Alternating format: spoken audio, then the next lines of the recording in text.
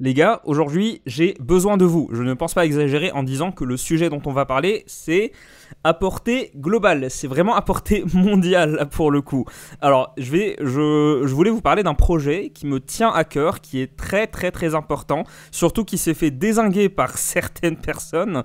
Alors, ce projet, c'est le projet, l'initiative citoyenne européenne Stop Killing Games. Arrêtons de tuer nos jeux vidéo. Alors, on va parler, c'est une initiative en fait de base, c'est une pétition, mais c'est pas simplement une pétition change.org où en fait ça sert juste à faire parler dans les médias. Non, pas du tout. Ça, c'est une initiative citoyenne européenne. C'est-à-dire que ça va forcer la Commission européenne à agir pour qu'on arrête de tuer nos jeux vidéo.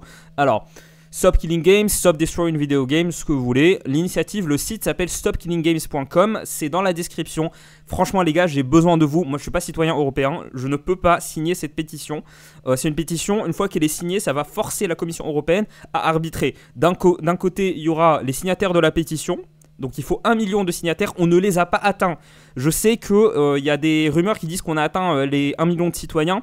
Non, pas exactement. C'est 1 million de gens qui ont signé. Ça ne veut pas dire qu'il y a 1 million de signatures. Les 1 million ne sont pas atteints parce qu'il y a toujours des irrégularités. Il y a toujours des gens, on vérifie en fait, ils ne sont pas citoyens européens. Il faut qu'on atteigne 1 million de signatures. Pourquoi ? Parce qu'il faut que la Commission européenne agisse, comme ça aura une portée sur le marché européen pour que les studios arrêtent de détruire les jeux vidéo. En fait, cette initiative, ça vise à tout simplement, on va lire ça, on va lire ça, mais ça sert tout simplement à faire en sorte que les studios laissent la possibilité de garder des jeux jouables après qu'ils aient arrêté leur support. On va parler de ça dans les détails, mais avant toute chose, surtout si t'aimes bien quand je parle d'actualité, n'hésite surtout pas à le dire à YouTube. Une façon très simple de le dire à YouTube, c'est d'appuyer sur le bouton j'aime. Et j'en profite également pour faire ma pub. N'oublie pas que j'ai lancé une deuxième chaîne. Le lien devrait s'afficher en haut à droite. C'est une chaîne où je parle de pop culture. En ce moment, je parle de Rick et Morty. Je viens de lancer la chaîne, c'est tout récent. J'ai déjà atteint les 20 abonnés, ce qui est vraiment pas mal pour une chaîne comme ça. Et je parle de pop culture. En ce moment, je parle de Rick et Morty. Et c'est en anglais, mais c'est un anglais qui est très accessible. Alors, franchement, si t'es passé par l'école française, tu devrais comprendre sans aucun problème. Trêve de plaisanterie, on va parler en détail de toute cette affaire. C'est super intéressant, mais franchement, je fais cette vidéo pas uniquement pour vous informer ou pour commenter, mais pour vous inciter, s'il vous plaît les gars. Le lien est dans la description. Il faut, si vous êtes citoyen européen, c'est-à-dire si vous habitez en France, en Belgique, en Espagne, je sais qu'il y a des Espagnols parmi vous, s'il vous plaît, signez la pétition parce que ça va causer un réel changement. Le lien est dans la description. Allez sur le site, cliquez sur aller à la pétition de l'UE.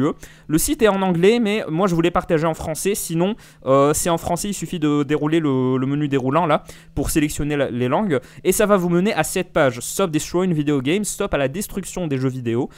Cette initiative demande d'imposer aux éditeurs qui vendent encore des licences pour des jeux ou des fonctionnalités aux consommateurs de l'Union européenne l'obligation de laisser ces jeux vidéo dans un état fonctionnel, c'est-à-dire jouable.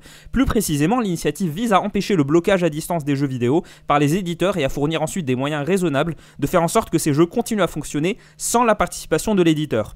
Et ne vise pas à acquérir la propriété de ces jeux vidéo, des droits intellectuels associés ou des droits de monétisation, pas plus qu'elle ne s'attend à ce que l'éditeur consacre des ressources aux jeux vidéo qu'il aura abandonnés tout en les laissant dans un état raisonnablement fonctionnel, jouable.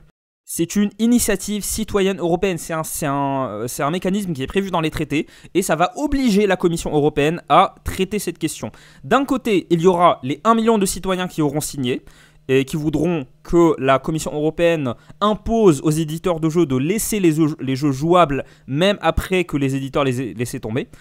Et de l'autre côté, il y aura les éditeurs. Parce que franchement, je sais pas vous, mais moi je joue beaucoup aux jeux vidéo. J'en parle très rarement sur ma chaîne, j'en parle quasiment jamais. Je joue beaucoup, je suis un très grand joueur de jeux vidéo. Les jeux en ligne, pas trop, mais par contre, je déteste le fait d'imposer, d'avoir une connexion internet pour jouer à des jeux vidéo. Je trouve ça stupide, même des jeux solo. Et surtout, ce que je déteste, c'est que quand tu payes pour un jeu, quand tu payes plein pot, quand tu payes 70-80 boules pour un jeu, et au final, tu te rends compte que tu ne peux plus y jouer parce que l'éditeur a simplement décidé de laisser tomber le jeu. C'est parce qu'on est en train de dériver vers un modèle où le jeu vidéo, ça devient un service, ça devient une licence. Tu n'achètes pas le jeu, tu achètes l'accès. Et c'est aberrant. Une chose qu'on peut faire, et c'est ce que le créateur de celui qui a lancé cette initiative, rendre à César ce qui appartient à César, il s'appelle Scott Ross, c'est le mec de la chaîne Hackers Farms, c'est lui qui a lancé cette initiative, ça fait plus d'1 an qu'il bosse dessus, ça fait depuis 2024 qu'il bosse dessus. Il a eu la très bonne idée d'imposer aux éditeurs de faire en sorte que les jeux continuent à être jouables à partir du moment où tu as payé. Parce que je ne veux pas, et je pense que... dites-moi si vous n'êtes pas d'accord avec moi, parce que je pense que pour le coup, je pense pas que ça soit une position qui soit déraisonnable. Je pense que quand tu payes pour un jeu vidéo, il faut que tu y aies accès tout le temps, ad vitam aeternam. Et disons que pour certains ça peut paraître infaisable, eh bien je vous enjoins à lire la partie FAQ du site, encore une fois c'est dans la description. Le site, je vous ai sélectionné cette question, ne demandez-vous pas aux entreprises d'offrir un support aux jeux indéfiniment, n'est-ce pas irréaliste? Alors déjà, deux choses, ça a déjà été fait par des grands éditeurs. Généralement, ça concerne les gros éditeurs. Un petit éditeur indépendant, un petit studio indépendant, il va pas sortir des jeux qui nécessitent un support constant au point qu'à un moment ils sont obligés de débrancher. Non, pas du tout. Les jeux indépendants, les petits studios, les jeux qu'ils vendent, c'est des jeux auxquels c'est bon, tu payes une fois, le jeu il est installé sur ton PC, tu peux y jouer tout le temps, à moins que Microsoft décide de faire une grosse mise à jour Windows. Voilà, ça a été fait par Sony, ça a été fait par Vela Studio, par Capcom, par Mojang, par Bandai Namco. Voilà, c'est quelque chose de tout à fait faisable. C'est tout à fait faisable. Tout ce qu'on veut, c'est imposer aux éditeurs dans le marché européen à faire en sorte, à prévoir quelque chose pour après, quand le support va s'arrêter, pour garder les jeux jouables. C'est super. Est-ce que vous comprenez maintenant en quoi c'est super important? Allez dans la description, vous avez le site, cliquez tout simplement sur aller à la pétition de l'UE, ça va vous mener là-dessus et il faudra appuyer sur signer. Et sélectionner les pays. Bon, 70% d'entre vous êtes en France, 5% vous êtes en Belgique. Donc il faut juste remplir ces informations. Et ne vous en faites pas, ces informations, ils les ont déjà. Voilà, c'est l'Union, on parle quand même de l'Union Européenne qui délivre vos passeports. Ils ont déjà toutes ces informations sur vous, hein. Vous en faites pas, il n'y a aucune problématique de vie privée. Et faites très attention à bien orthographier votre adresse, votre nom, votre prénom. Tout, faites attention parce que la moindre erreur, ça invalide votre signature. Et c'est pour ça que, regardez ici, il y a marqué nombre total de signatures, 1 180 000. Non, on n'a pas atteint les 1 million. C'est ce que Scott Ross a écrit, c'est lui qui est à l'initiative de tout ça. Il a lancé une news. Il publie fréquemment des vidéos pour nous informer de l'avancée du projet. Et en fait, il a dit que non, on n'a pas atteint les 1 million. Et il faut 1 million de signatures. C'est pour ça que je fais cette vidéo. Franchement, allez signer cette pétition. Même si ça vous intéresse pas, même si vous n'êtes pas... Voilà, si vous êtes citoyen européen, s'il vous plaît, je vous le demande. J'ai pas l'habitude de vous demander des choses comme ça. Mais là, c'est super important parce qu'on est à un moment critique du développement du jeu vidéo. Les éditeurs sont en train de se foutre de nous. Tout ce qu'ils veulent, c'est générer de l'argent pour les actionnaires, ce qui est tout à fait normal. Une société doit... L'objectif premier d'une société, c'est de générer de l'argent pour les actionnaires, certes. Sauf que, au détriment des consommateurs, ils se permettent de faire passer le jeu vidéo à un modèle où ça ne sera plus un produit, ça sera un service. Et je trouve que c'est tout bonnement inacceptable.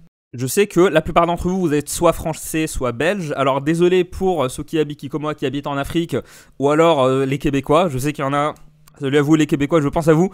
Je sais que vous êtes là. Malheureusement, vous ne pourrez pas signer la pétition. Mais ce que vous pouvez faire, tout simplement, c'est de partager cette vidéo à vos proches. Franchement, c'est méga important. Et le jeu vidéo, c'est un marché qui est gigantesque. Je pense que si on fait ça pour les jeux vidéo, il y a moyen que ça influence énormément d'autres marchés. Des trucs qu'on ne soupçonnerait même pas. Je pense que cette pétition, cette initiative, ça a vraiment un intérêt mondial. Je ne déconne pas en disant ça. Et en fait, ce qui s'est passé, c'est que Scott Ross a lancé cette initiative. Il n'aurait jamais réussi à atteindre le 1 million de signatures s'il n'y avait pas eu un drama. Je vais vous parler de ce drama après.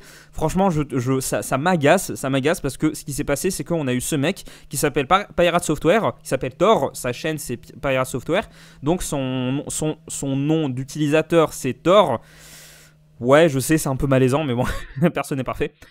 Il a fait une vidéo, il a fait cette vidéo qui a beaucoup tourné. C'est là où j'arrête pas de vous dire une chose, il n'y a pas de mauvais marketing, Et là, ce qu'il a fait, c'est il a rien compris à l'initiative, il a absolument rien compris. Il a fait cette vidéo et je vais vous montrer le premier commentaire.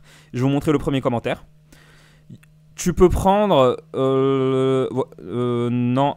Ah, ça a changé. Le premier commentaire avant, c'était...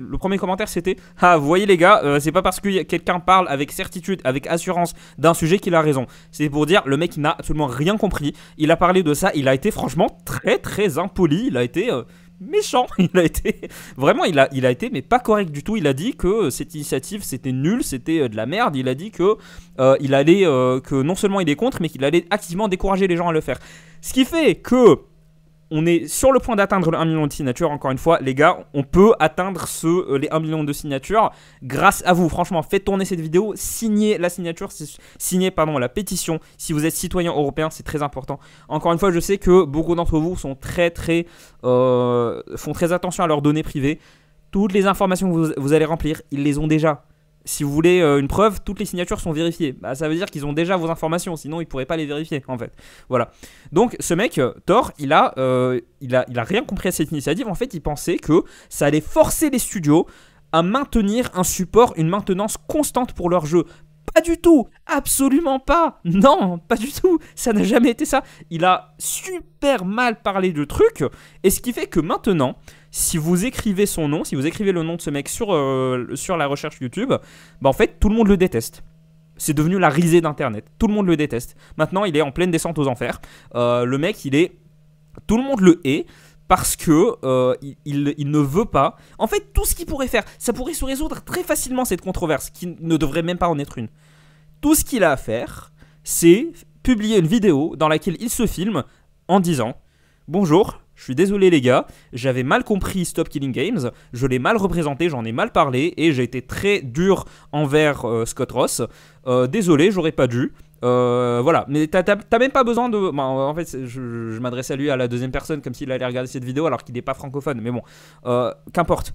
Il a même pas... En fait, on lui demande même pas d'encourager, de faire la promotion. Tout ce qu'on lui demande, c'est d'avouer qu'il avait tort. Mais il ne veut pas avouer qu'il avait tort.